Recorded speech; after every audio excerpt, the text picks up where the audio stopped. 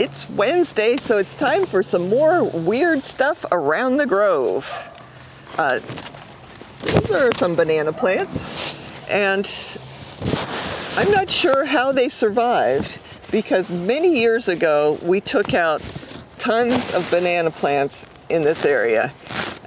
This was not one I planted recently, so it must have just been a struggling survivor, and then eventually it grew up to make some fruit. I had actually 31 varieties of bananas years ago, and they were all in this area with a lot of tree trimmings, many truckloads of mulch, and it was a way to sort of decompose the tree trimmings rapidly. You water them a lot, and the bananas are very happy that way. But anyway, the problem with bananas for me was they were a lot of work. Sometimes there was a rack of bananas that would be so big that I would have to, like cut it in 3 sections just to move it. Very heavy, lots of work. And so we switched to planting mostly mangoes here, some annonas, and of course we have this volunteer banana plant.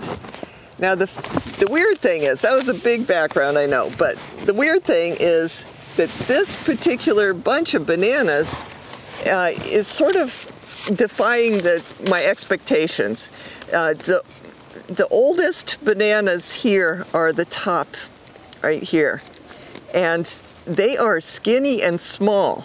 Now they're the oldest ones, so they should be the biggest ones. Those are usually the ones that you pick first if you're not cutting the whole rack down at the same time. But they're tiny, the next ones are tiny, and then you get to full-size bananas. And then we get some smaller ones again.